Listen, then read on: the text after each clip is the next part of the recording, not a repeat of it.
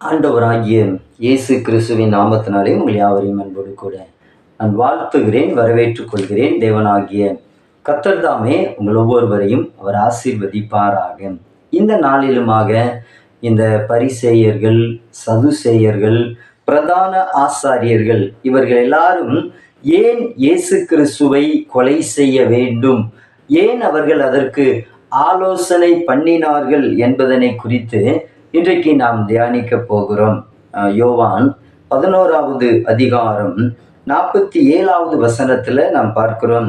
அப்பொழுது பிரதான ஆசாரியரும் பரிசேயரும் ஆலோசனை சங்கத்தை கூடி வரச் செய்து, நாம் என்ன செய்கிறது, இந்த மனுஷன் அநேக அற்புதங்களை செய்கிறானே.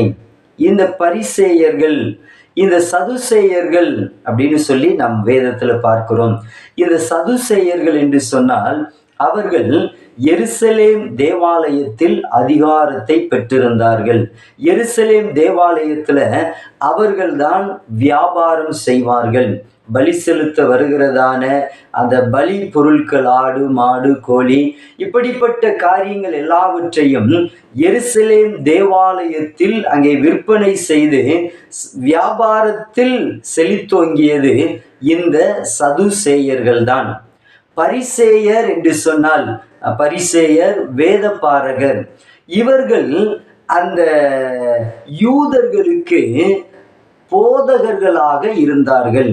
அவர்கள்தான் அவர்களுக்கு பிரசங்கம் செய்வார்கள்.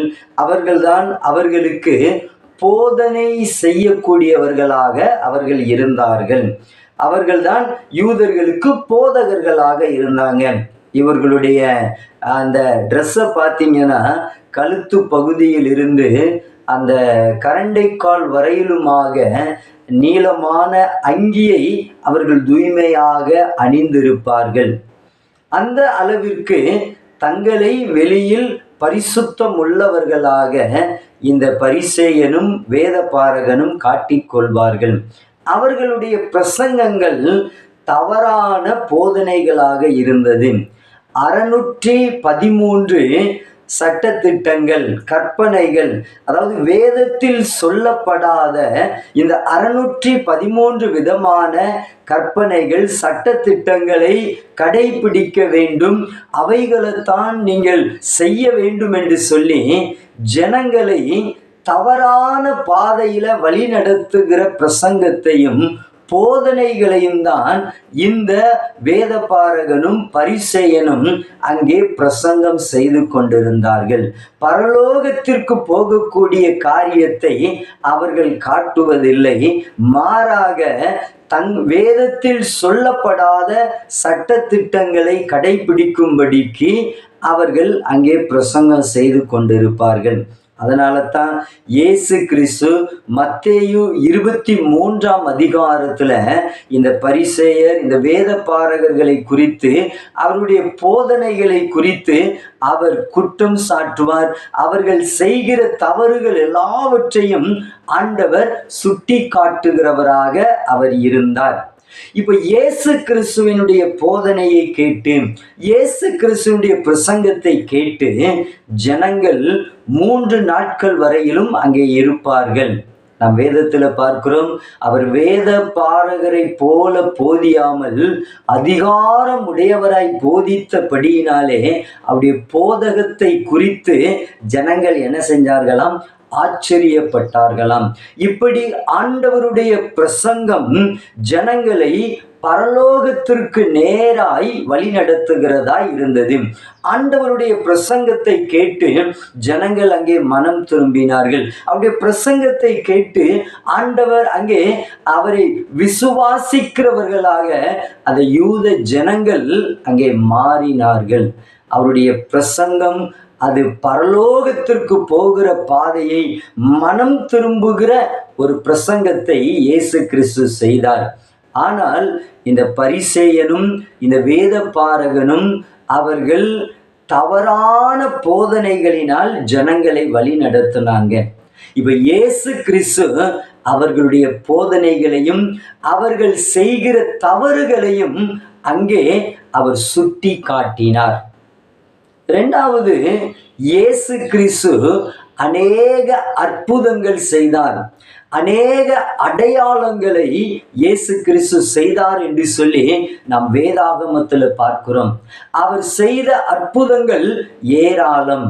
ஆனா இயேசு கிறிஸ்துவை போல இந்த வேத பாரகனும் பரிசேயனும் தங்களால் இந்த அற்புதத்தை செய்ய முடியவில்லையே என்று சொல்லி, தங்களால் செய்ய முடியாததை இயேசு கிறிஸ்து செய்கிறாரே என்று சொல்லி அவர் மேல் பொறாமை கொண்டார்கள். அந்த பொறாமையின் நிமித்தமாகத்தான் இயேசுவை கொலை செய்வதற்கு அவர்கள் ஆலோசனை பண்ணினார்கள்.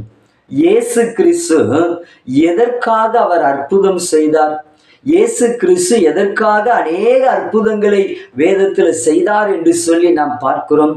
அவர் தேவனிடத்தில் இருந்து வந்த குமாரன் என்பதை நிரூபிப்பதற்காக, நான் தேவனுடைய குமாரன் என்பதை யூதர்கள் அறிந்து கொள்ள வேண்டும் என்பதற்காகத்தான், அவர்கள் இயேசு கிறிஸ்துவை விசுவாசித்து ஏற்றுக்கொள்ள வேண்டும் என்பதற்காகத்தான் இயேசு கிறிஸ்து அநேக அற்புதத்தையும் அடையாளத்தையும் அவர் செய்தார். இன்றைக்கு நீங்களும் நானும் நன்றாய் நாம் அறிந்திருக்கிறோம், இயேசு கிறிஸ்து எதற்காக இந்த பூமிக்கு வந்தார் என்று நாம் அறிந்திருக்கிறோம். நமக்கு பரலோக பாதையை காட்டுவதற்காக, அந்த பரலோகத்திற்கு போகக்கூடிய வழியை காட்டுவதற்காகத்தான் இயேசு கிறிஸ்து இந்த பூமியில வந்தார். அவரை ஏற்றுக்கொண்டு விசுவாசித்து பரிசுத்தமாய் வாழ்கிறவர்களுக்கு அந்த பரிசுத்த பரலோக வாழ்வை ஆண்டவர் கொடுக்கிறவராய் இருக்கிறார். ஆனா இன்றைக்கு உலகத்துல ஜனங்கள் அற்புதத்திற்காக, அடையாளத்திற்காக, இம்மைக்காக இயேசு கிறிஸ்துவை தேடுகிறவர்களாக அங்கே இருக்கிறார்கள். ஒரே ஒரு நோக்கம்தான் நமக்கு. இயேசு கிறிஸ்து இந்த பூமியில வந்ததன் நோக்கம் நம்மை பரலோகத்தில் சேர்ப்பதற்காகத்தான் அவர் வந்தார். நல்ல ஆண்டவரிடத்துல நீங்களும் நானும் சொல்ல போறோம், அந்த பரலோக பாக்கியத்தை எனக்கு தாரும் ஆண்டவரே என்று சொல்லி. இந்த பரிசேயனும் வேத பாரகனும் ஏன் அங்கே அவர்கள் ஆலோசனை பண்ணினார்கள்? ஒன்று, இயேசு கிறிஸ்துவினுடைய போதனை ஜனங்கள் அவர் பின்பதாக சென்றார்கள். அவர் செய்த அற்புதத்தின் நிமித்தமாக ஜனங்கள் அவர் பின்னே சென்றார்கள். அதைத்தான் அந்த வசனத்தில் அவர்கள் சொல்லுகிறார்கள், இந்த மனுஷன் அநேக அற்புதங்களை செய்கிறானே அப்படின்னு சொல்லி அவர் மீது அவர்களுக்கு பொறாமை வந்தது. ஒன்று, இயேசு கிறிஸ்துவினுடைய பிரசங்கத்தை குறித்து அவர்களுக்கு பொறாமை வந்தது. அவர் செய்கிற அற்புதங்களை குறித்து அங்கே பொறாமை வந்தது. இந்த பரிசேயனும் வேத பாரகனும் செய்கிற தவறான காரியங்களை ஆண்டவர் சுட்டி காட்டினது நிமித்தமாக அவர்கள் அவரை கொலை செய்ய ஆலோசனை பண்ணினார்கள். இந்த வேத வசனத்தை கேட்கிற எனக்கு அன்பானவர்களே, ஒருவேளை நம்முடைய வாழ்க்கையில இந்த பொறாமை என்கிற குணம் இருக்கிறதா?